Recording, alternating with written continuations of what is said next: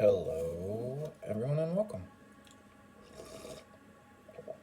It's your dear friend, Jay Baldell, and I'm coming to you this Tuesday evening. I'm recording this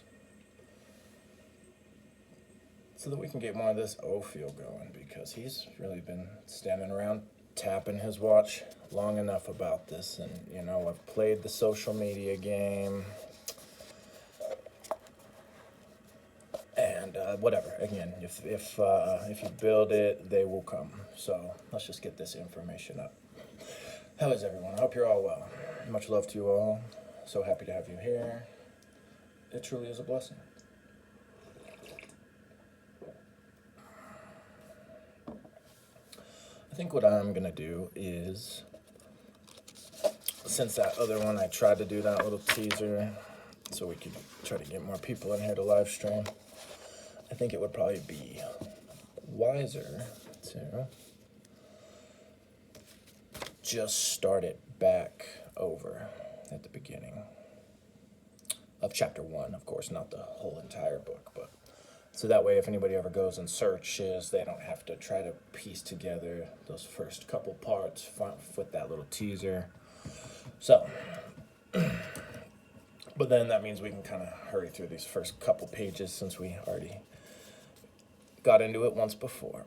So, welcome everybody to Ophiel's The Art and Practice of the Occult, Chapter 1. Occult Knowledge, General, plus Elemental Earth, Start, and some Akasha. People have always known instinctively that there were those among them who possessed powers that the bulk of them did not have. Oh, of course, there have always been outstanding men, leaders on one hand and geniuses on the other. But I do not mean those kinds of men and women.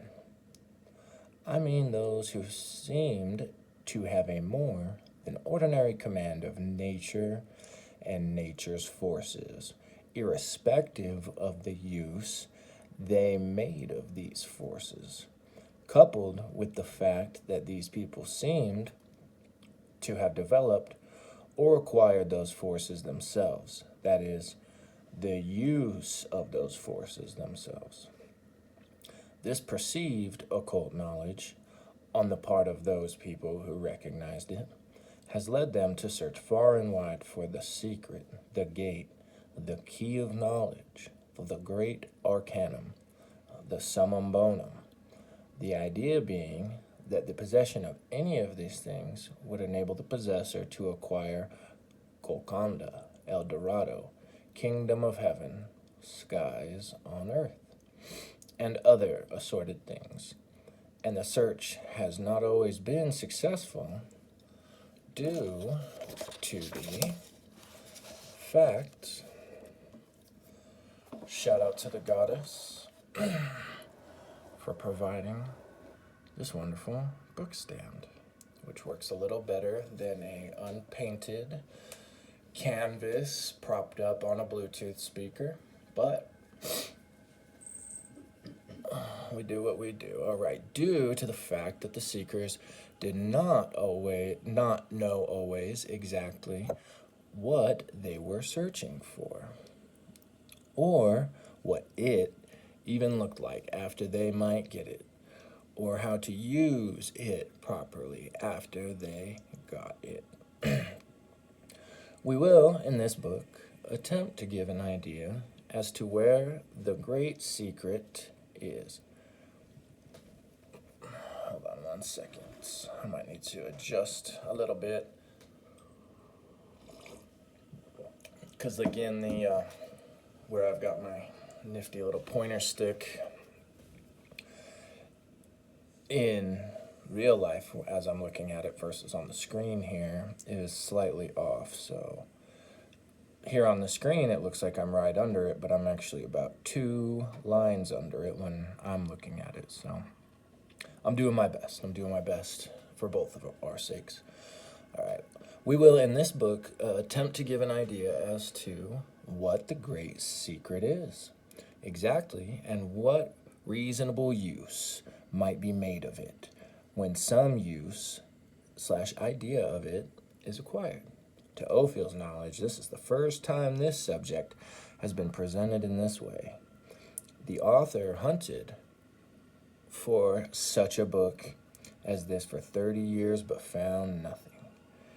Now, actually, the great secret itself is composed of pieces of knowledge that are, in themselves, rather very simple, and there is no real reason why, once the person grasps some part of this knowledge, that he cannot go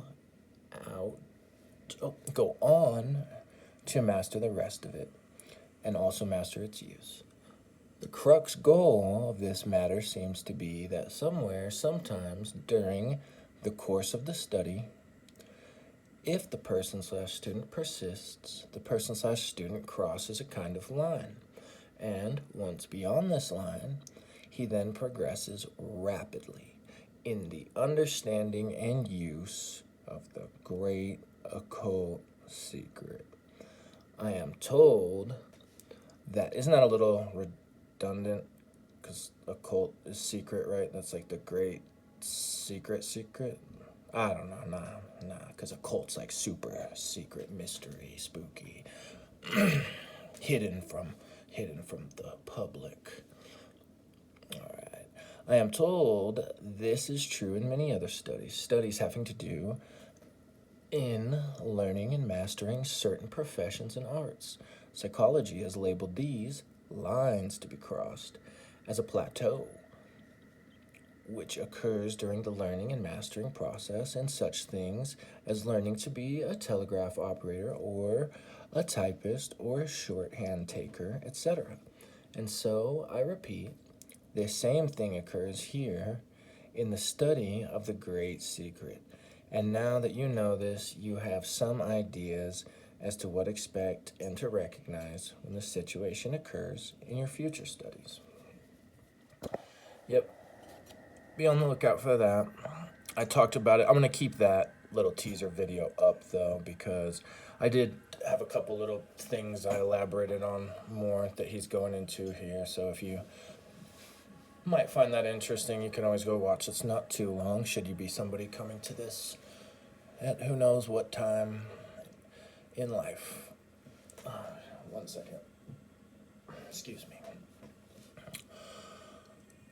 But I will say once again that everybody's in a hurry. Everybody's in such a hurry to just be, I don't know, awesome and the best at anything. It doesn't matter. It's not just this. Like, it doesn't matter what you're doing in life. Especially if you have like a passion towards it, you're gonna want to be the best. And especially with the microwave generation, we all want to microwave ourselves to Temple Master overnight, or Starseed. I don't know what the equivalent is, but you get what I'm saying. It's fine. Patience is fine. You don't need to rush. But we need to rush through these first couple pages we already read.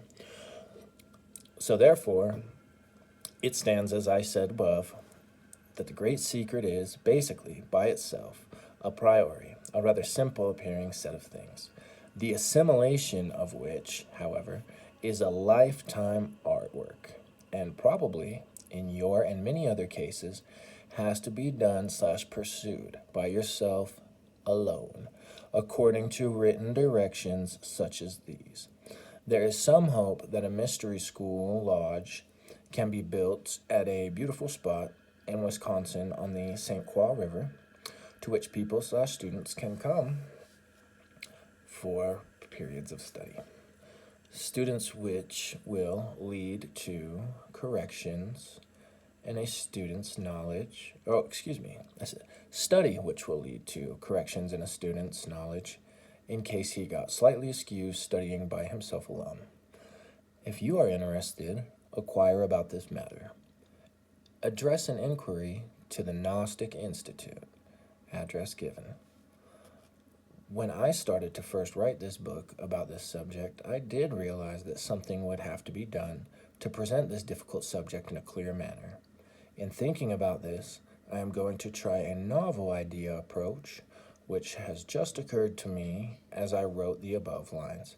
I'm going to see if I cannot explain basic occult knowledge in an informal manner as I go along in the book, and couple this occult knowledge with practical practices that you can assimilate as you go along with the work. I believe I will follow this idea and then give at the end of the book the ordinary conventional summarization.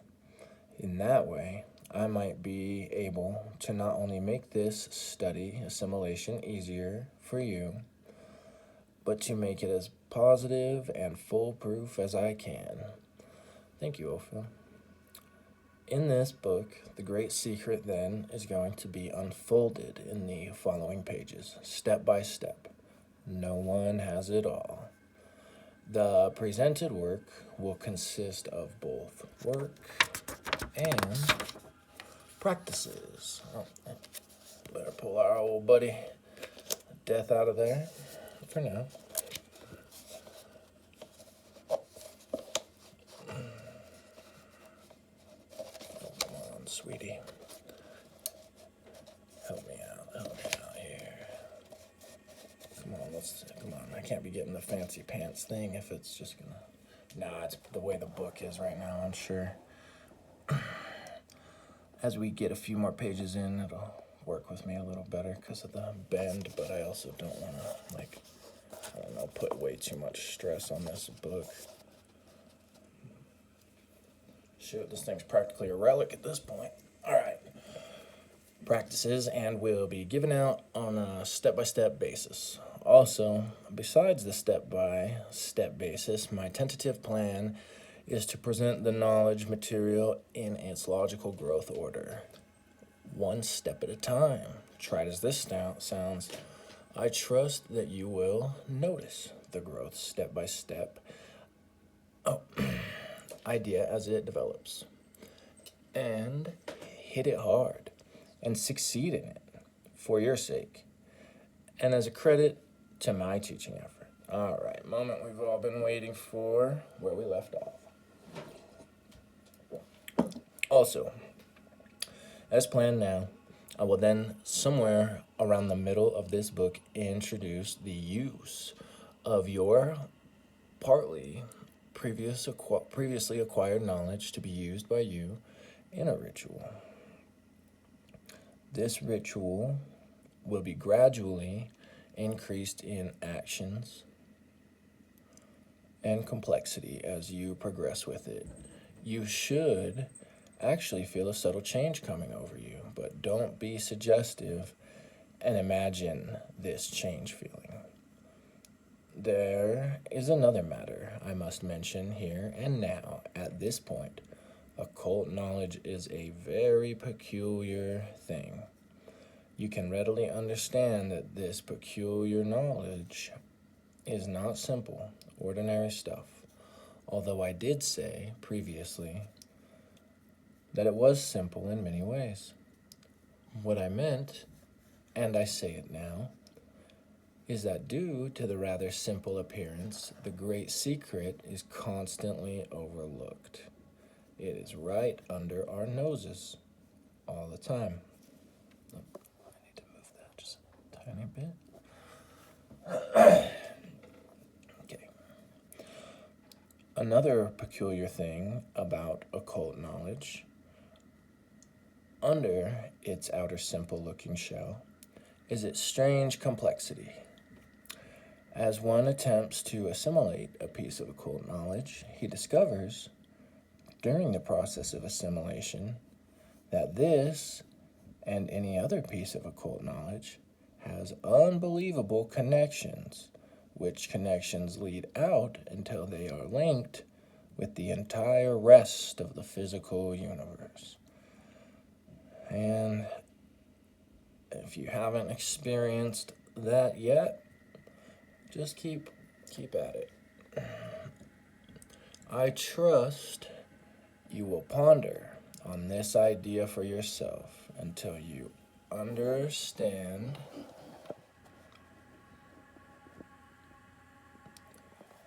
its implications fully.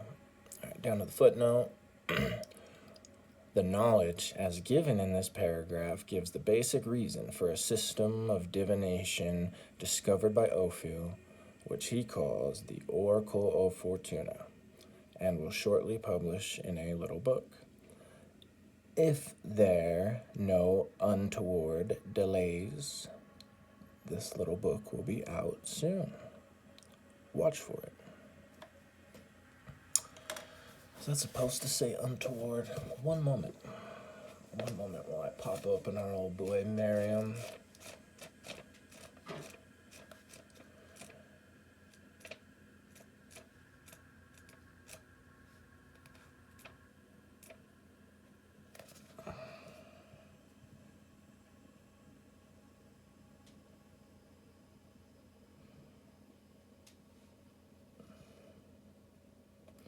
I see, yeah, okay.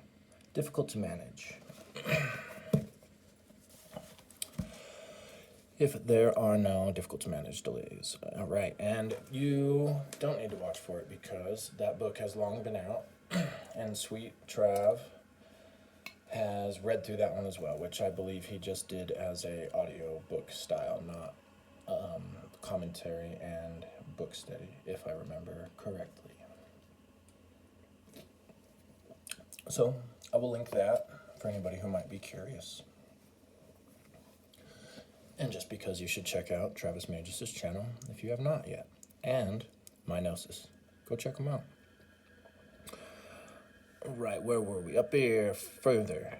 In passing, it can be argued also that all other things and knowledge, other than the great secret, do this same thing, has the same feature, connects with the rest of all things in the physical universe. And this is true, and this is the great secret. In application, please give this idea your meditative attention.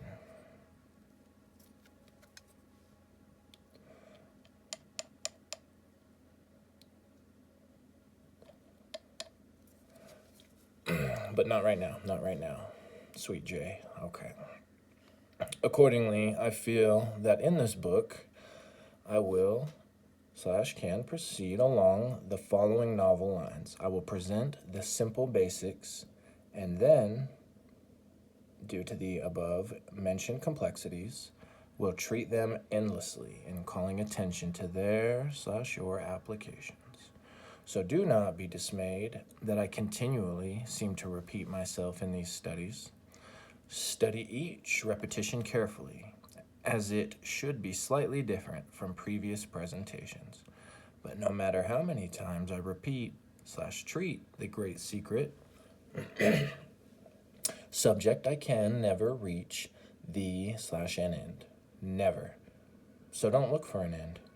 You are starting an art / study that will go on forever.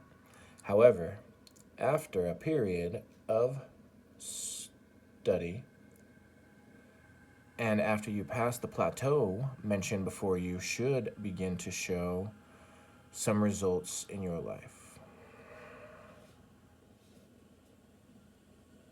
Therefore, to make another start, as I said, the outer basics elements of the great secret are simple looking. As Eliphas Levi said, somewhere in one of his books, they consist only of a circle, square, triangle, and a half-moon-like figure. Yet, what a universe of meaning is tied up in these things. Symbols. Well, that's a good little teaser for some of you who know already what Ophiel's getting at. Then you know this book's gonna have some juice. And for those who don't, well, sit tight. You're gonna find out.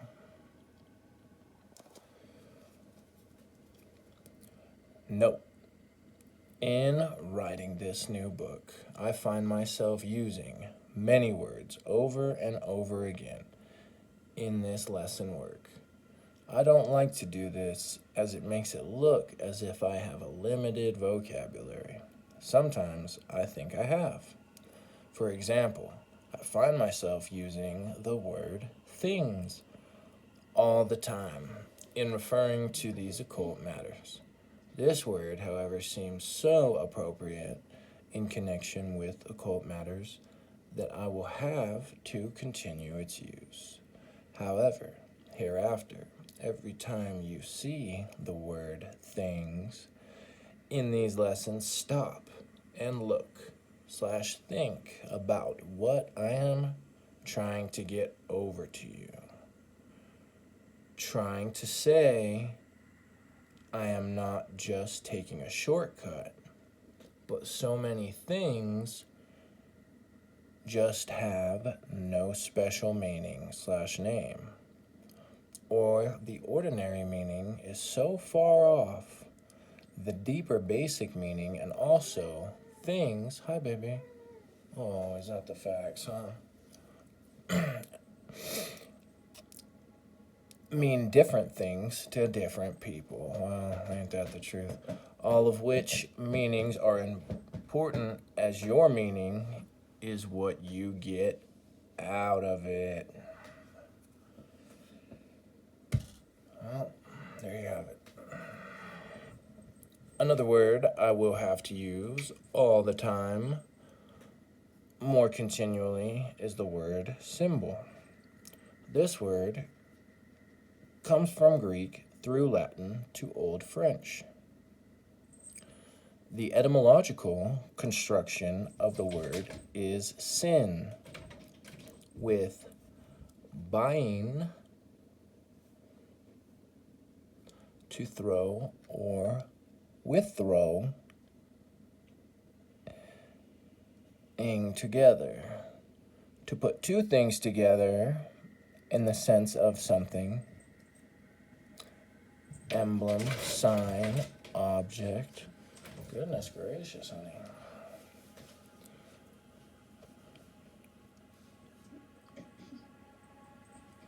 Which stands in place of something else. Something else which is usually, naturally, not present physically and may indeed be on another plane entirely. Much of your occult learning requirements will consist of transferring your thinking from outer, actual, physical objects to abstract, metaphysical objects by means of symbols. Also, bold here, so pay good attention. Also, much of your future occult achievements will consist of consciously and unconsciously living your future life in accordance. Oh, come on. There we go. In accordance with your increased and altered thinking along occult lines. I will repeat the above idea many more times in this book, expanding it all the time. All right.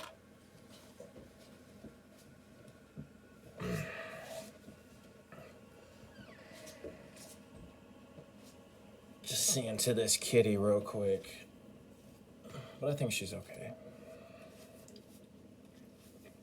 How are all of you? How are we liking this book so far? Are we loving it? Are we hating it? I will also introduce another idea at this time and place, and continually expand this idea too by constant repetition.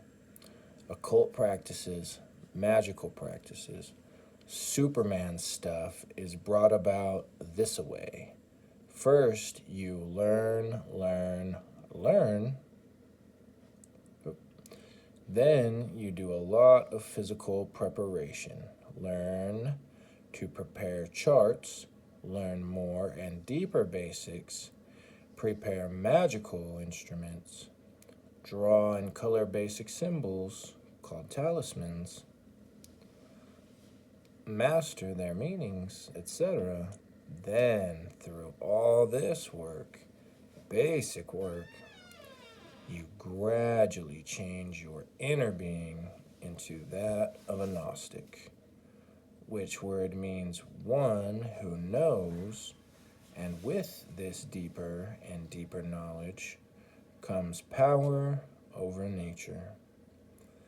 And I repeat, a day will come when you wake up and find you have some power over the phases of nature. Over the phases of nature. He doesn't say over the forces of nature. Over the phases of nature, huh? I personally know of one Gnostic, one who could even be called an adept, or very close to it. This Gnostic found one day that he had a degree of power of making rain. Now please don't get carried away and think he could make rain floods in the desert all the time. There are certain basic conditions necessary, but these certain basic conditions are present most all the time in many places. The point is that he did develop an unconscious power over rain, and this power was exercised by merely thinking about it raining. For example, he went to New York in 1965. In August, when there had been, as you know, as we know, you remember August 65, right, guys? That was a tough drought. All right, as you know, a drought for many months all over New England.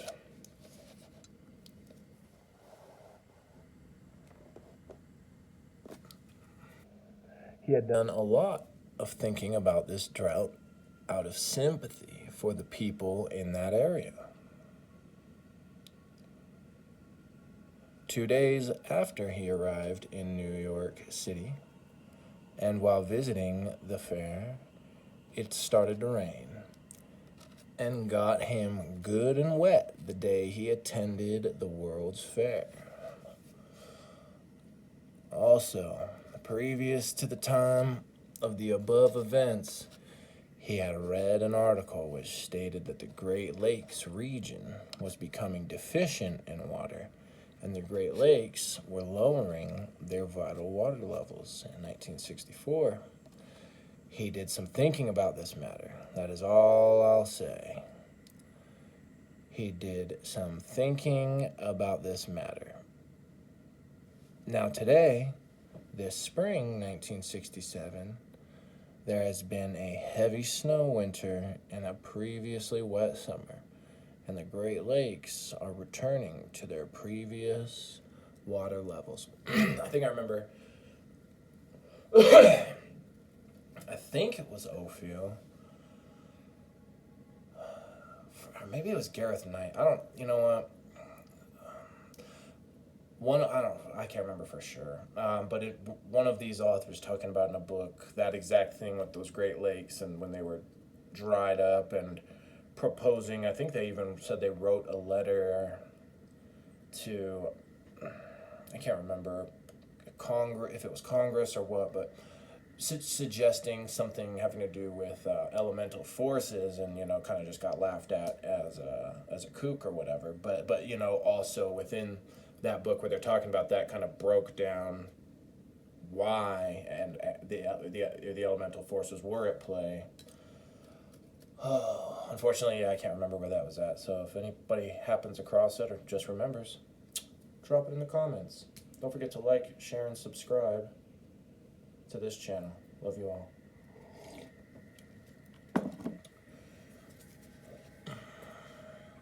You see, all it takes to do something, anything, is to start one electron moving in a certain direction. And surely one electron is and can be moved by thought. One electron becomes two, two becomes four, and soon the torrent is on. Why don't you try your hand at making it rain? You can start by using a method as given by a Unity teacher about 1907. Ophiel trying to hit us with a quick little cyclomancy exercise. She went outside and, baring her face to the breeze, imagined she felt rain on her face until she really felt it. She said this simple practice was followed by rain many times. The practice workout will do you good, but do give it some time to rain. How good you'll feel if and when it works. Go ahead, go and give it a try. Wherever you're at, try to call up a little rain. Why not? What do you have to lose? I said to you before that the basic elements of occult powers were very simple looking. I said they consisted of a circle, a triangle, a half moon, and a square.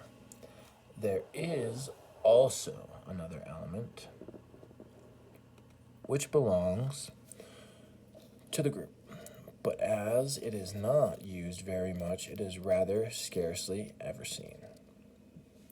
The shape is difficult to describe, but as you will be given the shape to draw as part of your knowledge work, you will then easily learn it. The reason this fifth shape, or really first shape, it is sometimes called the first and sometimes called the fifth, is not so well known is because the use of this symbol is dangerous and therefore is kept out of beginners' hands, and those who know use it sparingly. This symbol is used only for works of disintegration and or destruction. And this kind of work must be done properly and carefully. Then also this deeper knowledge is not too well known even to those who say they know, all of which is probably just as well. Ooh, speaking of destruction, look out. Okie dokie. The art and practice of working the occult, or the practice of magic, consists then, as aforesaid, and to be said many more times here, of the manipulation of the forces behind/repressed by the elemental symbols previously referred to. Also, as said, this manipulation is mental.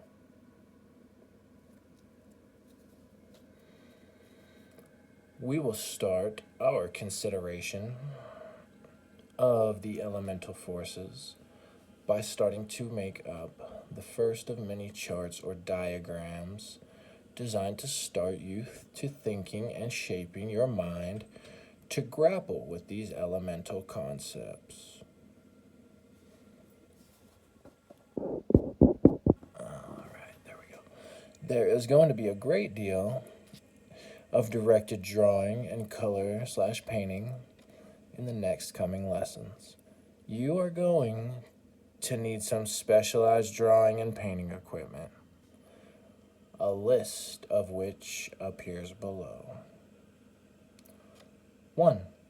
A small drawing set. 2. 1 set of paints. 3.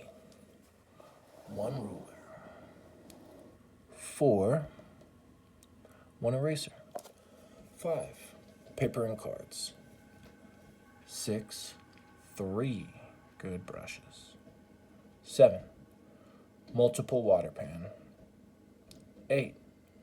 Drawing ink. 9. Pencils and other pens. And 10. Small drawing board, a help. You will need the above things or their equivalent. If you live in a fairly large city, you should have no trouble in getting these things. If you can't get these things easily, Ophiel will try and keep them on hand. In a complete set. If you can't get these things easily, Ophiel will try to keep them on hand in a complete set at all times. The most trouble you may have is getting the drawing set. You do not need a large set, nor an elaborate one. Ophiel uses a little German set, although he also has a large, elaborate drawing set. If you have trouble getting the materials, contact Ophiel and ask him the cost/price of the drawing outfit. Ophiel will try to have it on hand at all times. Man, was this guy just flying people out to paint and study the occult at his house, not just have like a mail correspondence?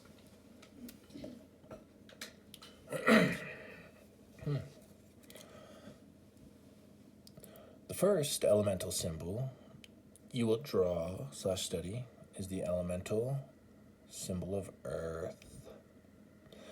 The elemental symbol of Earth is a square. Sometimes, under certain other conditions and purposes, and religious, Greek or ancient, and oblong.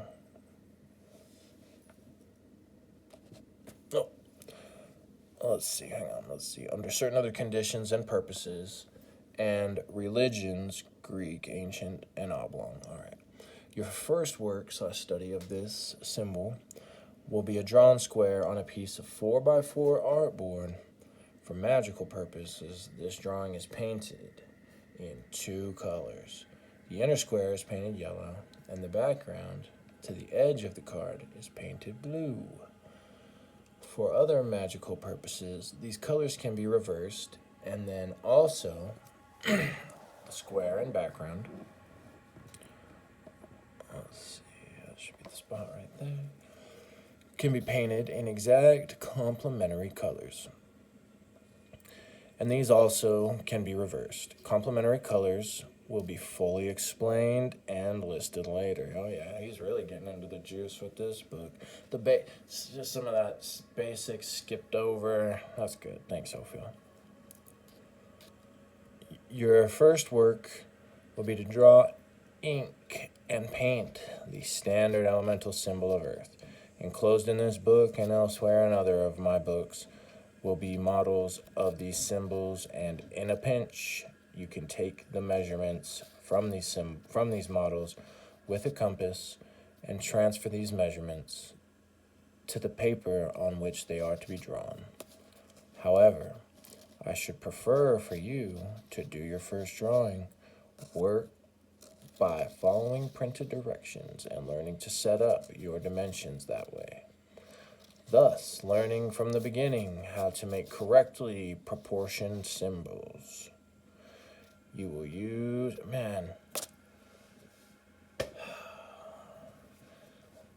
we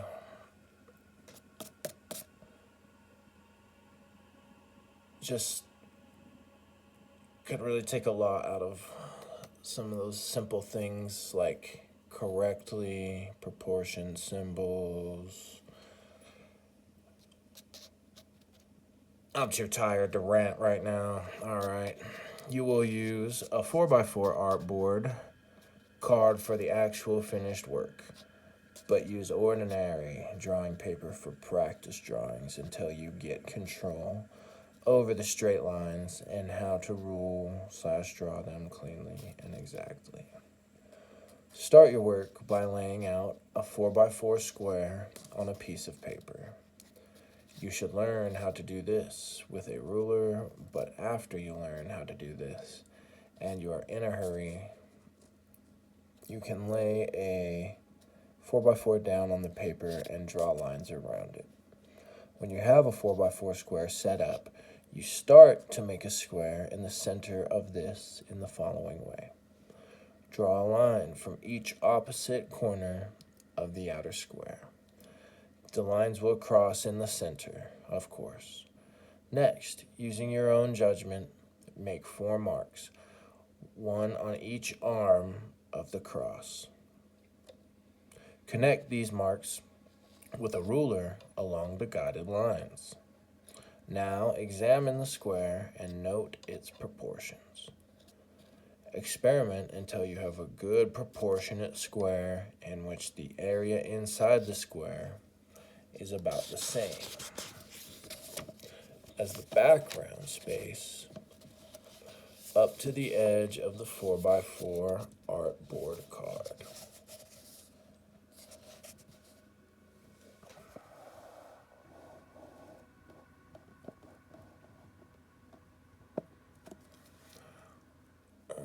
When you have drawn a square that appears to be correctly proportioned, preserve the dimensions for future use.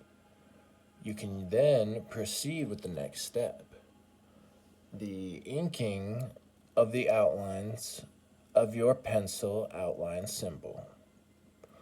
Take out and examine/look at the ink pen in your drawing set. This pen does not resemble the usual everyday looking pen. An inking pen consists of 2 leaves of metal. The 2 leaves are spring tensioned apart when in a neutral position and can be adjusted together by a screw. The closer the 2 points are brought together, the narrower the ink line being drawn will be. The ink you will have and use will be either in a bottle or in a tube. If you have your ink in a bottle, there will be a bulb or stem in the bottle, and you can touch this stem to your pen and squeeze the bulb gently, depositing a drop of ink on the pen.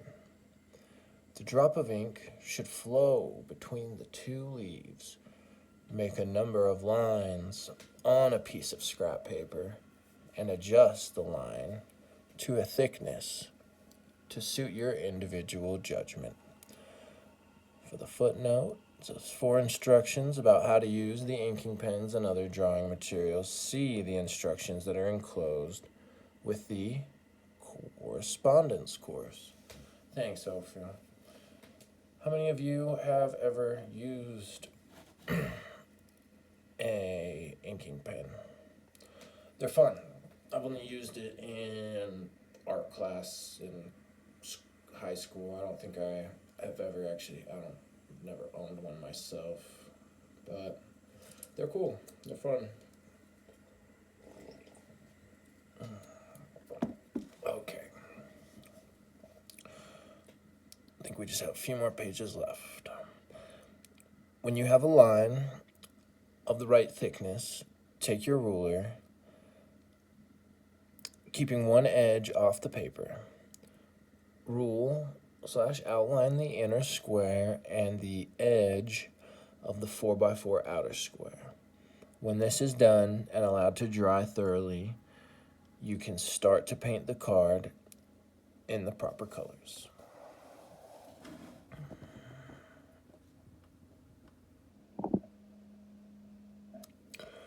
The natural, also sacred, colors of the element of earth are yellow, and its complementary color is blue.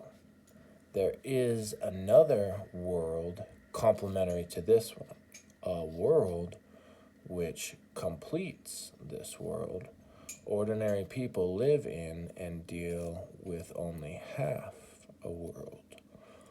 One of the main acts of magic is dealing with this other half world, or the demi-monde.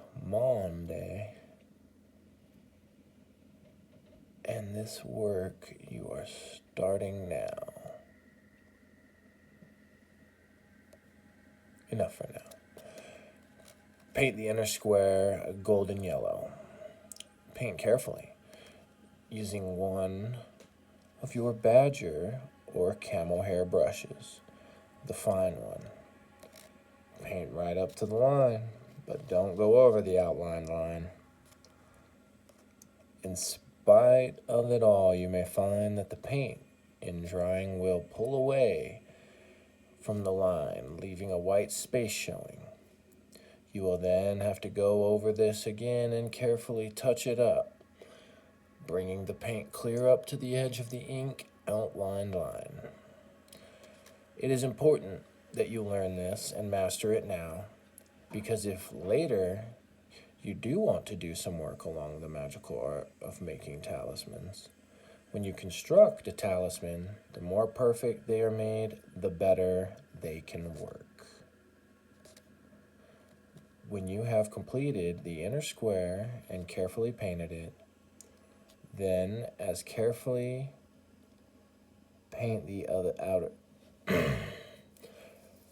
When you have completed the inner square and carefully painted it, then as carefully paint the outer space blue.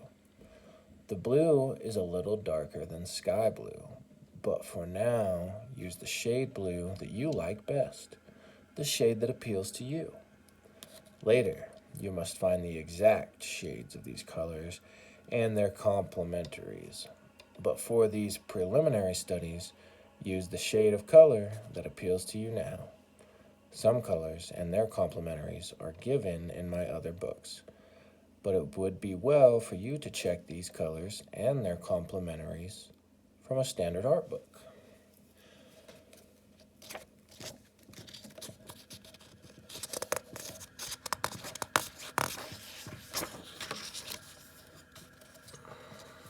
Okay, voila. You have now completed one of the first phases of your occult work. You drew / made / painted the symbol of the element of earth.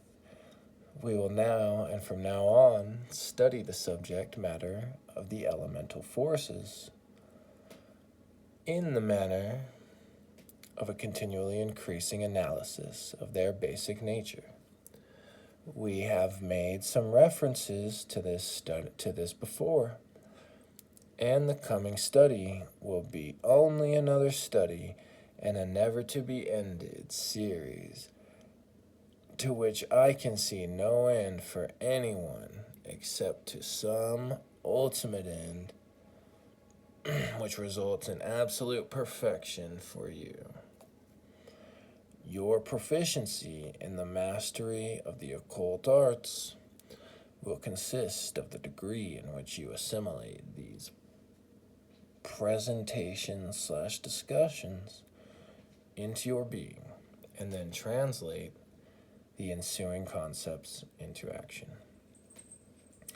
It is my intention to continually present at spaced intervals other analysis of elemental forces, and I hope present each analysis in a deeper and deeper manner.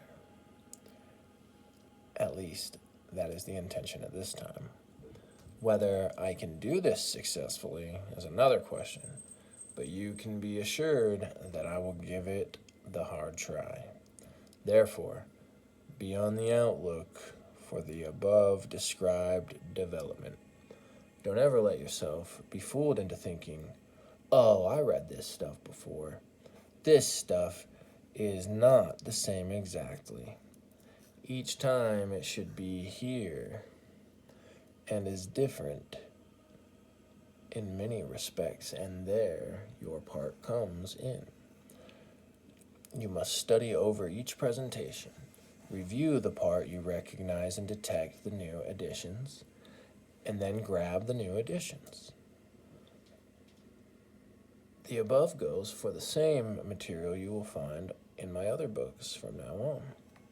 So now, The element of earth, this element, and the others you will study are not, in any sense, connected with the chemical and physics elements, which you might be familiar with. Scientists and occultists parted company a long time ago. The word element in the case/use of the occultist means about the same thing as it does to the scientist, however. The word element means the final form into which something can be divided, or the form which a final division takes, and no more division is possible. The preceding definition certainly applies to the description of the element of earth. I had better add some sideline material here at this point. The 5 elemental forces can be arranged in several different ways. Usually the order is Akasha, ether, the ether, air, fire, water, earth. And in this order, it could be said that we went from the lightest to the heaviest. In the present study of the moment, you can see that I have arranged the elements backwards, and I have started with the element of earth. And thus I am going to proceed backward through earth, water, fire, air, Akasha, or the ether. Note, the word ether is not a good word to use, but occult meaning words in English are very hard to come by. The word ether has so many other meanings attached to it, not the least of which is anesthetic. That the ancient occult meaning is lost and buried under these attachments. Therefore, in many cases, I am forced to use the Hindu word Akasha for the special substance called the ether. In a sense, all the elemental forces are ethers, but keep this sense separate in your mind.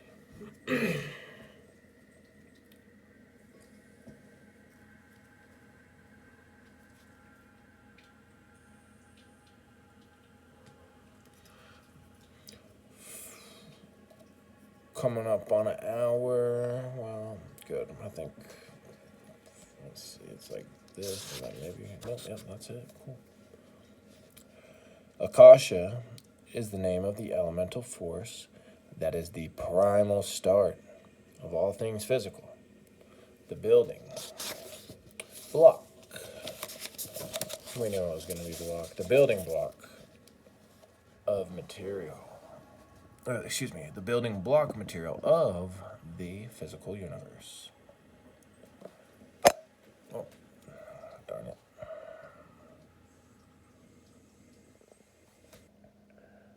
The element Akasha, ether material, the elemental Akasha, it's real hard to read in that fold, some of these words. The elemental Akasha, ether material, changes its form/nature as it changes into the other elements, one by one, and in this sense, it's such they do not follow the physical scientist's definition of an elemental material.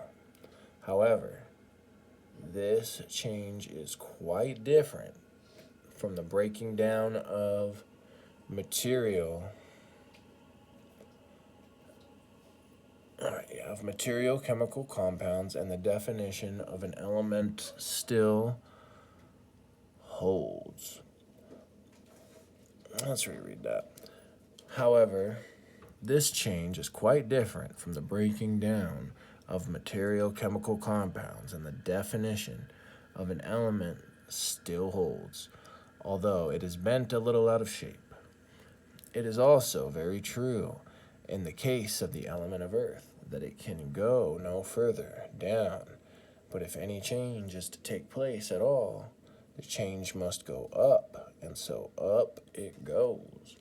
One of the essential points to be considered here in this study of all the elements is that they all end up as the element of earth.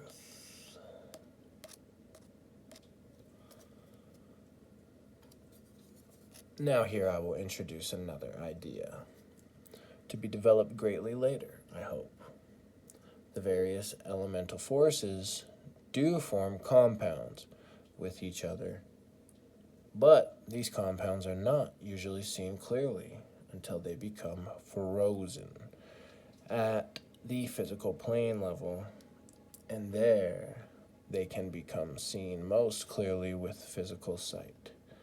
So here again, the sense of a compound of elements parallels the physical scientist's conception. Your to-be-developed ability to analyze these frozen elemental compounds and follow the parts back to their origins will be your practice of magic. And that is all there is to it. The frozen elemental compounds are what the physical plane world is made up out of. I repeat, your physical plane world is made up out of these frozen, quote-unquote, elemental compounds. And there is not much else to it. And now, as of now, these frozen elemental compounds consist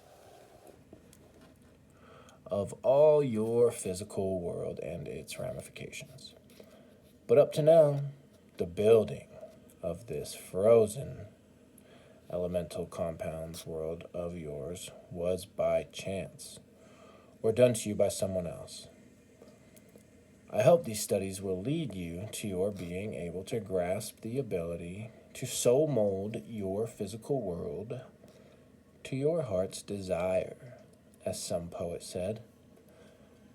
So, from the above, grasp the clear idea that the physical universe consists of the creating of these elemental compounds and freezing them in your personal world. And this is the reason you are now studying these elemental forces, to understand them, to use them, and not be used by them.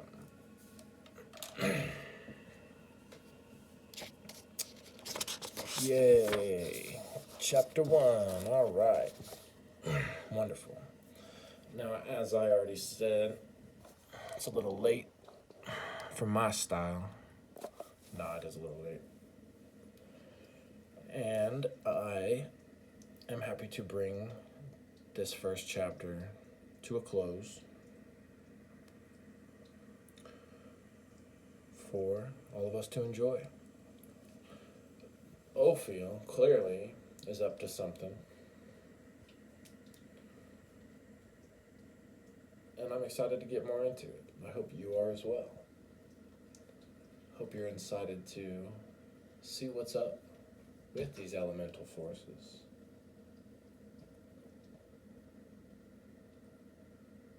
I know I am. But I believe I will be bringing more of that to you tomorrow. I think tomorrow I'm gonna have some more time. So, and plus it's the more fitting day anyway. That doesn't really matter that much, but I'm gonna try to bring at least a couple more chapters for us to enjoy tomorrow. So that could end up being, I don't know, a few hour long video. Or I can just like record one at a time and upload them one at a time. I don't know. But for the couple of you who are gonna let me know what you think. Try to do it quick because I'm gonna try to get these up quick because if I hadn't been waiting or if I hadn't been trying to play that little game of trying to get people on over for the subscriptions. I'd already have more up here, but whatever. Who cares? We're just gonna put it up now. That's the plan. I would have just came on live streaming to no one, but YouTube wants you to have 50 subscribers, so but you already know that. You already know that. Unless you're new here, then you don't know that. Maybe you do. Maybe you're a YouTuber. Maybe you can send some of your subscribers over this way. All right, well, in the meantime, have a pleasant evening or a pleasant day, or I don't know, wherever you might be. Maybe you're somewhere far, far away. Maybe you're somewhere I've never experienced, like, I don't know, maybe you're on one of those moons Jupiter's got. They got a lot of moons, you could be there. So whatever they have there, I'm sure it's still day and night because the sun and the blackness of space. Cold, black, empty space. Sounds fun to me. Alright, you guys.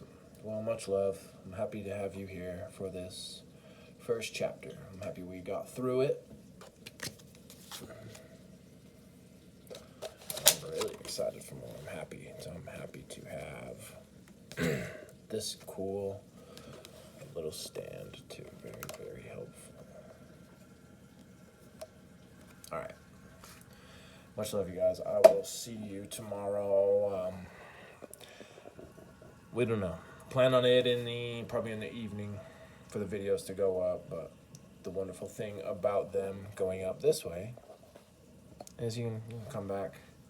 You don't got to worry about being part of a live stream when it's done this way. So isn't that great? It's at your leisure. All right. Sweet dreams. Be sure to like, share, and subscribe. To have a great conversation with the Lord. Bye.